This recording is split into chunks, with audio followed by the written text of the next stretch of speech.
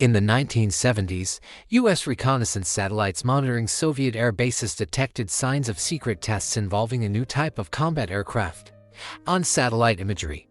It appeared to be a massive fighter that caused serious concern among Western military officials. Of particular concern were its unusually large wings. Questions arose: how fast could this aircraft fly?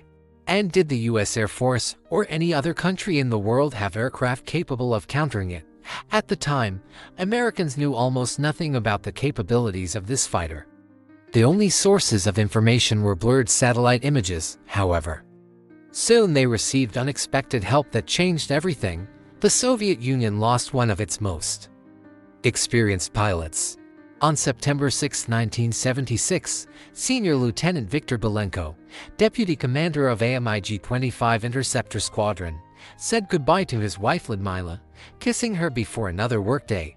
A few hours later, the entire world learned about his daring escape. For some, he became a hero. For others, a traitor. That day, routine exercises were being held. Pilots knew that Marshal of Aviation Yevgeny Savitsky had arrived in the Far East to check the combat readiness of units.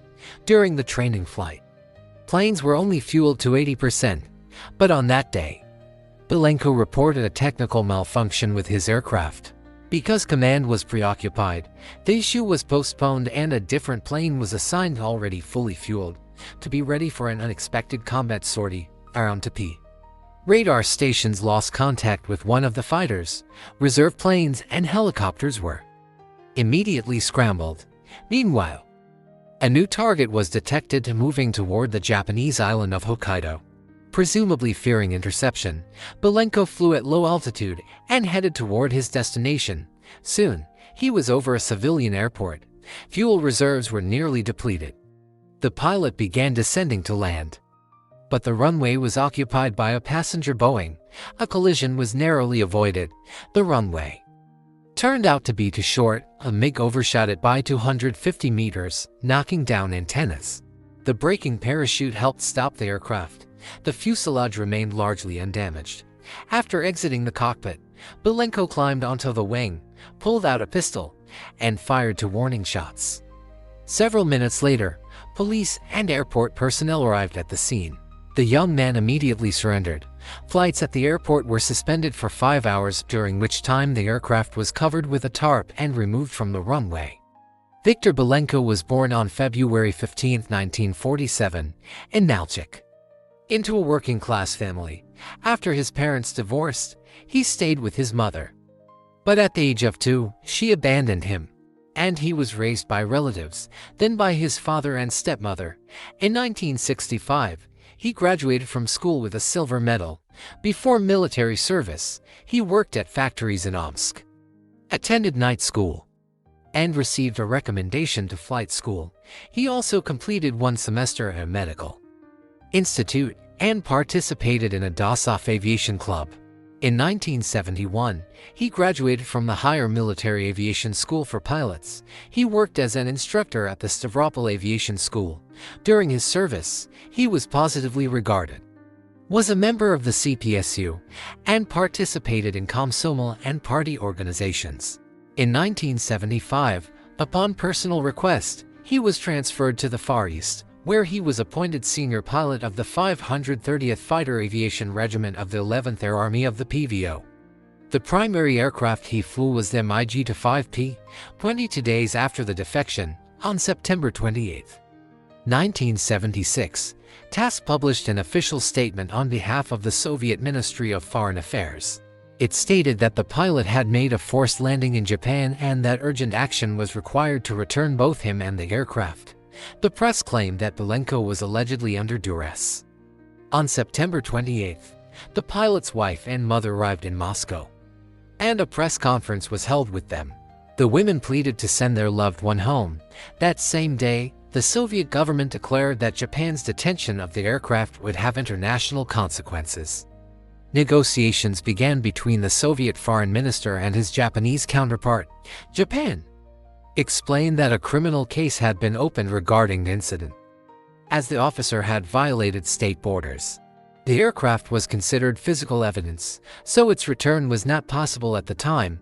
By the end of the month, Soviet media continued to insist on their version. Belenko supposedly landed due to fuel shortage and was forcibly detained by American intelligence services.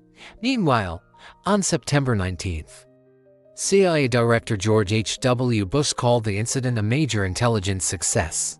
He noted that cooperation with the defector was actively progressing. Belenko requested political asylum in the United States. A meeting with the Soviet representative Sadovnikov eventually took place. Sadovnikov, a KGB officer, acted under diplomatic cover. During the meeting, he tried to convince Belenko to return. "You were deceived. You were forced to land, possibly even under the influence of drugs. We will help you return to your family." The pilot replied, "Don't waste your time. I came here voluntarily." Before leaving, Sadovnikov whispered, "We don't forgive traitors. Sooner or later, we will find you." But it was only after the collapse of the Soviet Union that the world once again learned about Belenko's fate. Japanese journalists made a documentary about his life. U.S. authorities confirmed that asylum had been granted with the involvement of the president, and later he became a U.S. citizen for his contribution to national security. His personality was thoroughly examined. 116 people, including relatives and colleagues, were interviewed. Information was collected regarding his health, family and professional relationships, and political and moral qualities. At the same time, there was no recorded interest in life in the West. However, it turned out that Belenko had expressed dissatisfaction with service conditions, and regulated schedule and lack of days off. A year before the defection, he accidentally overheard a conversation in which someone suggested that Americans would pay a huge sum to study the MiG-25. This remark, although not immediately, eventually prompted the decision he carried out several months later. Before the escape, Belenko accumulated 30 hours of flight time on the MiG-25. Taking advantage of a mechanic's negligence, he fully fueled the tanks. The aircraft disappeared from radar just 15 seconds after takeoff. According to his wife, the pilot's documents remained at home. However, foreign media reported that some papers, including his birth certificate, were confiscated during his detention. Most likely, he took them deliberately. Analysis of his personality revealed frequent conflicts with command. In the Stavropol Flight School, he repeatedly requested a transfer to a combat unit, but experienced instructors were not released by command, increasing his frustration. In 1975, Belenko submitted a formal request to be discharged from the army, explaining that he did not want to serve under commanders who drank alcohol. During the first months of service in the new regiment, he showed good results, successfully retrained on the MiG-25R, received the position of acting squadron staff chief, and was responsible in fulfilling his duties. No complaints were filed. However, by July 1976, his behavior began to change noticeably. He often appeared nervous and pale, and red spots appeared on his face and neck. On September 6, when he was supposed to take off, colleagues noticed that he was unable to connect the radio station due to trembling hands. A technician had to be called. Despite completing the required years of service in January 1976, the rank of captain was never officially awarded. That rank would have given him the right to enter a military academy, one of the pilot's main aspirations. According to Belenko himself, the inspiration for the escape was a novel he read as a child, Howard Fast's Spartacus. He later shared more details in an interview with Victor Belenko, why he chose to defect to the US and how it affected his life. Question: when you served in the Soviet Army as a fighter pilot, your living conditions were probably better than those of ordinary workers. What pushed you to make the decision to leave the country, and what did you think about life in the United States, about which you know only superficially? Belenko: at the time, Soviet propaganda painted Americans as residents of a decaying society on the verge of collapse. But I had long come to the conclusion that it was our system that was already falling apart, functioned without basic human rights. I had many questions about this.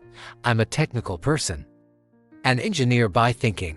My doubts about the Soviet system began forming back in my student years.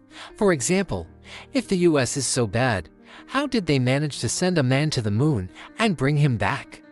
How can they build the best airplanes in the world? Why are there so many Nobel laureates among them?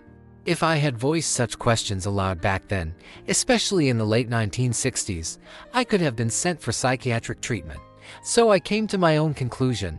The United States wasn't all that bad. Question: how long did it take to plan your escape? What did the preparation involve? Belenko: it's hard to determine the exact time frame. My views gradually formed, and so did my decision. I was always one of the best pilots. In my youth, I believed in socialist and communist ideals. They seemed fair, promising full employment, free education, medical care, pensions, and child support.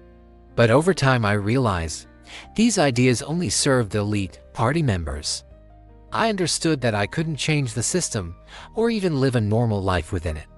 The only way out was what I call a divorce from this reality. My profession as a pilot had no impact on my choice. Even if I were just a simple mechanic, I would still have looked for a way out. Today, in 1996, although we now have new freedoms, society remains closed. It took me time to make the final decision. It matured about a month before the escape. Inside I felt relieved, as though I was walking above the clouds.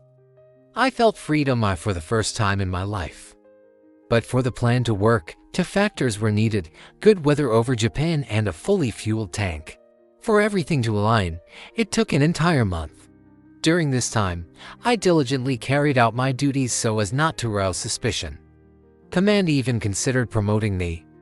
And finally, on September 6, 1976, all conditions aligned. By the way, I didn't steal the plane. I had clearance from air traffic control for the flight. I simply changed the route while already in the air. Question: why did you choose the United States specifically, rather than Canada or another country? Belenko: we studied U.S. history in school. I saw it as a country of immigrants, a place where people from around the world find a new homeland. I conducted my own analysis of the nation's achievements and concluded that the U.S. remained the global leader. Although, honestly, I didn't have a clear idea of how people live there. Question: what was the biggest cultural shock for you after arriving in the U.S.? Belenko: the hardest thing was understanding what real choice means. In the Soviet Union, nearly everything is decided by the state: where to work, where to live, even how to die. Getting used to the idea that now I myself was responsible for my fate was difficult. But once I truly began living in a free environment, it became the best part of my new life. At first, I felt like an alien visitor. I remember my first visit to a large American supermarket. I was in disbelief. I thought it must be staged. Too many products, no lines. I even assumed that CIA staff had specially cleared the shelves for my arrival. Later I realized this was real. It was a shock, but a pleasant one. Every day I bought something new, just to understand what it was. Once I bought a can-labeled lunch. I cooked it with potatoes and onions. It tasted great. The next morning friends asked, "Did you get a cat?" Turns out, it was pet food. Still, it was pretty good. Question: did you try to contact your family in the Soviet Union? Belenko: no. I ignored any attempts organized by intelligence services through relatives. I told American investigators I wanted nothing to do with my wife. I had a cold relationship with my stepmother, and the last time I saw my 3-year-old son Dmitry was when his grandmother took him away. Meanwhile, my ex-wife Ludmila says in her rare interviews, "To this day I don't know whether to light a candle for his health or for his soul." According to her, we lived in harmony. She never complained about any problems, although the press wrote that supposedly I sought service closer to the border for the most modern aircraft. We were together for 5 years. We had a son. He had a future ahead. Why would he leave? What would he even do there, at best? Sports planes, she recalls. She never kept anything from her son. I told him his dad is the best man in the world, she says. According to her, people treated her respectfully even after what happened. Question: what happened to you afterwards? Belenko: on October 14, 1980, the U.S. Congress passed a law granting me citizenship. After that, I worked as an engineer in the aerospace industry and consulted military agencies. Question: what role did the MiG-25 play in the story of your escape? Belenko: the MiG-25 was a cutting-edge fighter for its time. That's precisely why Western intelligence had been trying to access it for years now. Thanks to me, this aircraft became available for study by specialists in the US and Japan. After landing in Hokkaido, the Japanese immediately built a hangar on the plane. It was disassembled and transported to the US for detailed analysis. Later, the aircraft was studied at a Japanese military base. It was evaluated as a high-altitude interceptor, simple to maintain and easy to operate. In particular, experts were amazed at how easily it evaded Japanese air defense radars. To fix their defensive gaps, Japan decided to purchase modern surveillance systems from the US, capable of tracking multiple aerial targets simultaneously. Question: how did the Soviet Union react? Belenko: Moscow experienced the loss painfully. All movements of the aircraft in Japan were strictly controlled, and diplomatic pressure constantly intensified. On September 27th, the Prime Minister of Japan announced that the plane would be returned, but only after all research was completed, meaning not earlier than October 5th. Meanwhile, the USSR demanded compensation for damages and an investigation into the criminal case. Japan agreed to pay compensation but refused to allow Soviet experts onto the military base. The inspection had to take place on a ship, in the presence of a Soviet delegation, and only during daylight hours. The aircraft was carefully disassembled, packed into 13 containers, and loaded onto a Soviet cargo ship at Hitachi port. The packaging was so secure that most of the inspection time was spent just unpacking.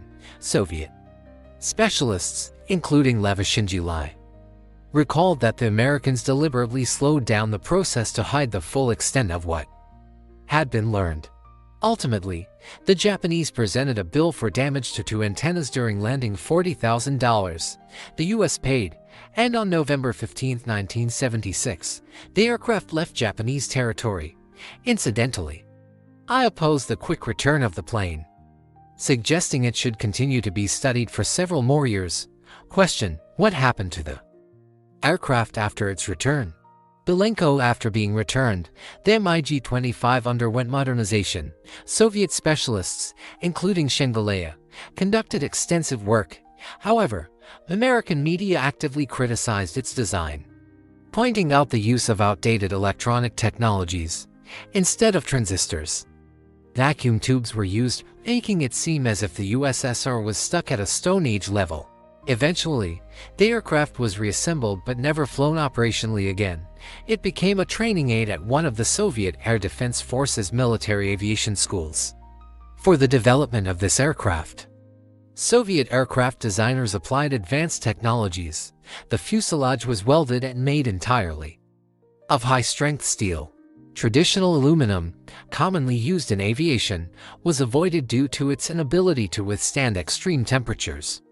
The reason was that the aircraft could reach speeds exceeding 3 times the speed of sound. As a result, the skin heated up to 300 degrees Celsius. Analyst Stephen Trimble noted that the combat capabilities of the aircraft were exaggerated. After American specialists thoroughly disassembled and examined the MiG-25, it became clear that it was not the terrifying fighter feared by the Pentagon. In reality, it was a machine designed to perform very specific tasks. Its radar system lagged behind US equivalents by several years. Instead of modern transistors, old vacuum tubes were used. Yet this outdated approach had its advantages. The aircraft proved resistant to electromagnetic pulses from nuclear explosions. The massive engines consumed vast amounts of fuel, limiting the MiG's range. It could quickly climb to altitude, rapidly cross airspace, deliver a strike or conduct reconnaissance, and that was it. Despite these technical limitations, the Soviet Union managed to produce over 1,200 units of this fighter for the Soviet Air Force. The MiG-25 became a symbol of power and technological superiority. The MiG-25 was considered the second fastest aircraft in the world after the SR-71 Blackbird. India, for example, actively operated the reconnaissance version of this fighter for almost a quarter century. Only in 2006 were these planes decommissioned due to lack of spare parts. According to Trimble, the main effect of the MiG-25's existence was psychological impact on NATO. After Belenko's defection, he stated that he was ready to cooperate with U.S. intelligence under one condition: he would be allowed to visit a U.S. airbase and an aircraft carrier. He emphasized that he wanted to see not staged demonstrations, but regular daily operations. His interest lay in the real state of affairs within the U.S.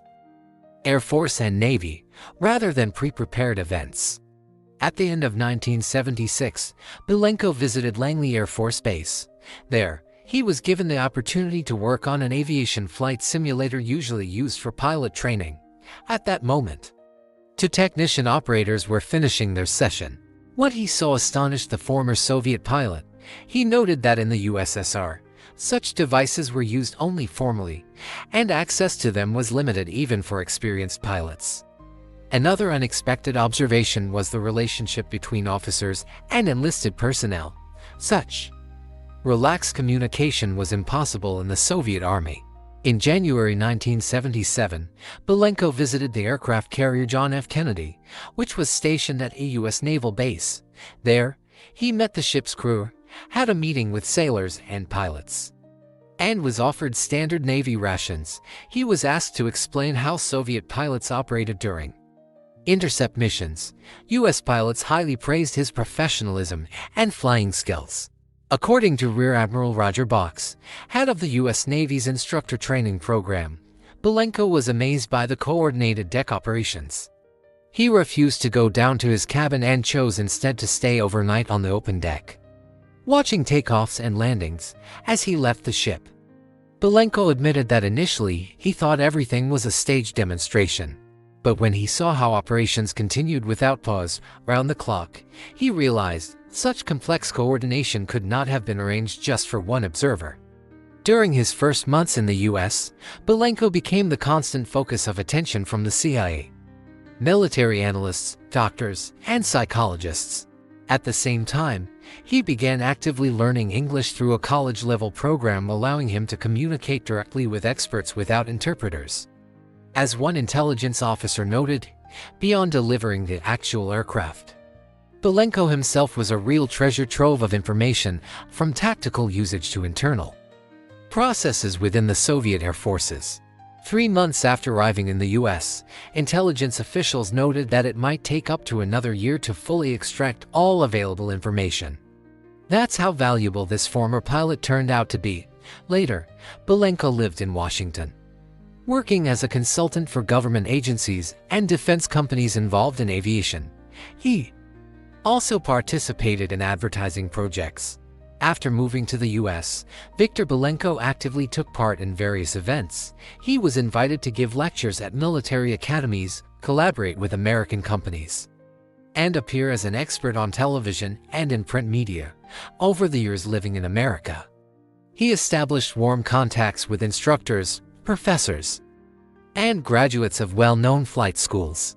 Based on a personal manuscript written shortly after receiving U.S. citizenship, the book MiG Pilot was published under the editorship of American writer John Byron. It tells the story of his reasons for defecting and provides detailed accounts of what happened, all presented through Belenko's own memories. While working on the book, Byron aimed to make it more accessible to the average American reader. Some emotionally charged passages were rewritten to better match Western narrative styles. In 2000, Belenko gave an interview to an American journalist at one of the air shows. There, he said, "I met cosmonaut Igor Volk. He told me he had heard I was dead. I replied, not so fast.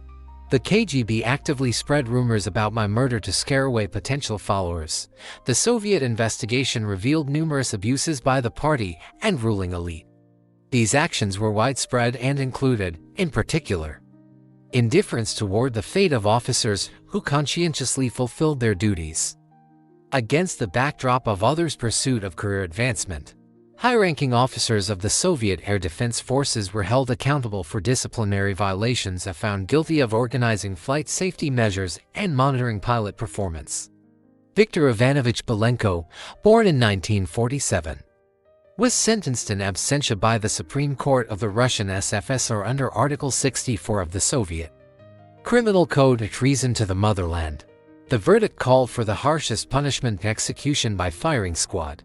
After the incident, the Soviet Union introduced stricter controls over its pilot personnel, single officers, divorced individuals, and those whose personal lives were considered insufficiently stable were removed from active flight duty. Such pilots were reassigned to non-flying positions. High-ranking authorities ordered an internal purge to identify potentially unreliable personnel and report their names up the chain of command. Many were immediately transferred from border garrisons to other domestic posts in technical or support roles. Some were even reassigned to different branches of the military. Control measures began almost immediately after the defection and continued for a long time. Pilot training standards were raised to an extreme level. The KGB showed particular interest, seeking evidence that Belenko had been recruited from abroad. However, no concrete proof was found. Meanwhile, across the ocean, the former pilot started a new family life. He had 3 children with another woman. As a result of the incident, artists and performers also faced restrictions. Many of them were denied the opportunity to travel to Japan for a long time. The summer and autumn of 1976 became a period of numerous aviation incidents for the USSR. Among them were cases of pilots crossing state borders. For example, on July 14th, pilot Mahmoud Musli Yassin defected from Syria to Iraq in his MiG-25, and on July 17th, just 50 days before Belenko's escape, another Syrian pilot flew a MiG-21 to the same country. 17 days after Belenko's flight, on September 23, 1976, Reserve Officer Valentin Zosimov did the same, flying in Antituran, where he already worked in civil aviation. September 1976 was referred to by the New York Times as the National Month of Escapes from the USSR. To prevent a possible wave of further defections, the Soviet leadership exerted unprecedented pressure on the Iranian government. Such levels of threats had never before been used in bilateral relations between the two countries. As a result, the Shah of Iran agreed to hand the pilot over, despite protests from international human rights organizations defending him. In one of his interviews for Voice of America, Belenko stated that he was ready to provide young Soviet pilots with information including coordinates of nearby Japanese airfields and methods to bypass radar control. The journalist added, "Give me 10 minutes on the air and within a week there will be at least 6 more planes." However, Washington decided that mass defections contradicted current intelligence interests, and the idea was not approved. Soviet leadership assessed the damage caused by Belenko's actions as enormous. It was necessary to change the friend or foe identification system, upgrade the fighter itself, and introduce new design elements. According to estimates, these changes cost the country about 2 billion rubles. This case also demonstrated the urgent need to strengthen control over military personnel and revise the selection criteria for pilots, especially those stationed in high-risk areas. This became one of the most important lessons for Soviet military command.